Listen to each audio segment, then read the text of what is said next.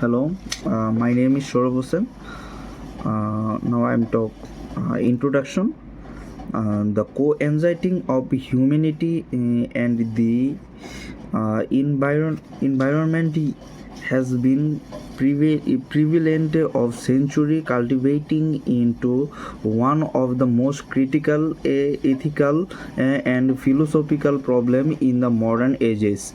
The climate crisis challenge science and global policies, calling into question how people view themselves and their place in the world. In metaphysical viewpoint, this perspective justify the human ex- explanation and prediction of the natural world. Postmodernist relativism emphasizes the different culture India's impact attitudes, twitters and scientific and climate change, which completes the environmental responsibility in humanity. Moreover, decolonization viewpoint range concerns of wide the relevance and indigenous knowledge, which has always support ecological balance and the human concept, which or argues that protective the one environment is fundamental to work in indent and moral obligation as the humanity.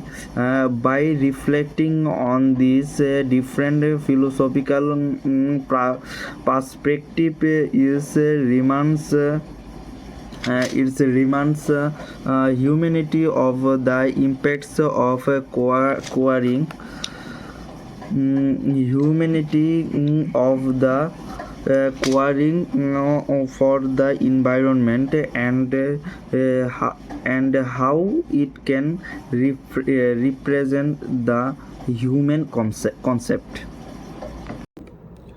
Good morning, everyone. Today I will talk about postmodernist relativism and whether fairness looks the same in every culture. The main idea is that fairness is not universal, it changes depending on culture, values, and society. According to the philosopher Gianfranco, there is no single truth about fairness. Different cultures understand fairness in different ways. For example, in Western culture, fairness is often linked to equal rights, equality under the law, and merit-based rewards. In contrast, many Asian cultures focus on duty, family, and social harmony. Indigenous society also have a different approach called restorative justice, where the goal is to heal relationship rather than simply punish offenders. So fairness depends on culture context. However, this idea also creates a problem. If we say that everything is fair depending on culture, then harmful practices like discrimination or abuse could be also be justified. That is why philosopher Martha Nussbaum argues that some values should be universal. She believes that basic human rights such as life, education, equality, and freedom must be guaranteed for every person regardless of culture. So the best approach is to balance both ideas. We should respect culture differences, but at the same time, we must protect basic human rights. This balanced approach helps create a more fair and inclusive society for everyone. Thank you. Today I want to talk about decolonization and justice. In simple terms, who gets to decide what justice actually means? What is decolonization? For a long time, Western legal systems have been treated as the correct or default way to handle justice, but many indigenous and local communities already have their own way of solving conflict, and these have often been ignored or pushed aside. If we want justice to actually work for everyone, these communities need real power to govern themselves in their own way. If epistemic justice, a philosophy named Miranda Fricker introduced this idea called epistemic justice. It has two parts. The first is testimonial injustice, when someone isn't believed simply because of who they are, like a woman being dismissed in a meeting not because her point is wrong, but because of unconscious bias. The second, hermeneutical injustice, when society doesn't even have the words to understand a certain experience. If you can't name what's happening to you, it becomes really hard to ask for help. Epistemic side, when these two problems keep happening together, something bigger build up. It's called epistemic side.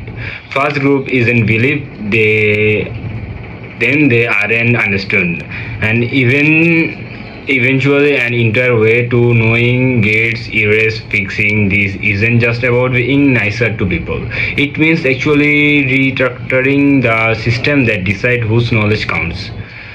Restorative and customary law. Restorative justice asks different questions. Instead of just asking what the punishment should be, it asks who harm, what do you they need, and how can the relationship be repaired. Many communities have participated these for generation problems. For a generation, the problem is when the state does recognize the system, it often waters them down and brings them under its own control. For these approaches to really work, they need genuine independence. Diverse representation, it's hard to fix a system if the people most affected by it have no say in it. For a long time, legal and human rights frameworks were shaped mostly by Western, mostly male voices. Bringing in perspective from the global south, feminist tradition, and queer communities isn't just about being inclusive. It actually challenges old assumptions and opens up our ways of thinking about right and harm. Decolonization research, the same problem shows up in academic too. Knowledge from Western university has long been treated as more credible. Decolonizing research says we need to take indigenous and local knowledge seriously and make space for voices that have been left out, not by throwing away everything that come before, but by being honest about who's been missing from conversation. Closing. So the big takeaway is decolonization justice isn't just about adding new voices, it's about giving communities real power, trusting their knowledge, and rebuilding systems so that justice actually works for everyone. Thank you. Good morning, everyone. Hopefully, all are you good. I am also, and I will present my wiki page topic for it, which is human concept. And let's talk about human concept.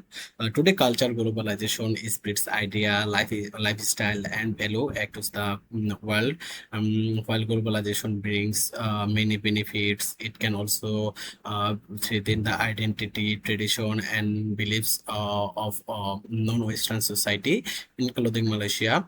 Malaysia has several religions, which are Islam, Hinduism, uh, Buddhism, and Christianity. So, firstly, I would like to talk about Islam.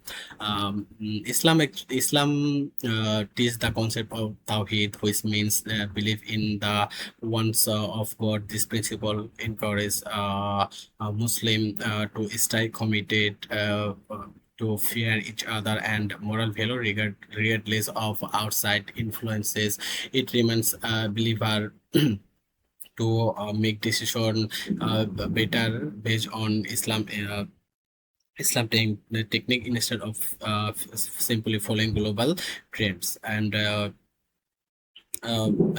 second, Buddhism emphasizes mindfulness and middle path. Buddhism are encouraged to think carefully before accepting new ideas, and they actually believe suffering is a part of life, and they follow fourth truth, and it an eightfold path,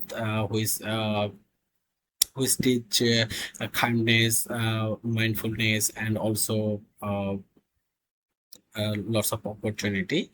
And and thirdly, Christianity.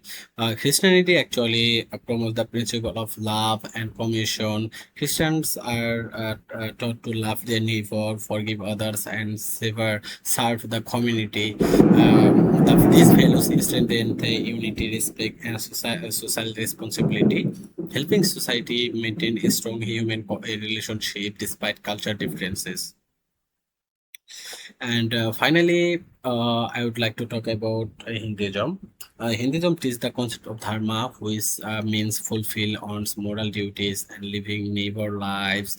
Dharma encourages individual to respect culture, society, and family, and also tradition while acting honest and responsible in society. And overall, globalization brings many opportunities. It creates challenges for cultural identity. The human concept found in Islam, Buddhism, Christian, and Hinduism, and provide valuable guidance for preserving our beliefs, tradition, and moral values. So, thank you, everyone, for having with me. Today I'll briefly the presentation of the conclusion of the assignment. This conclusion explains that justice, quality, and human dignity is important in every society. Different philosophies and religion may have different views. They are all encourage fairness, respect, and equal treatment. Thank you.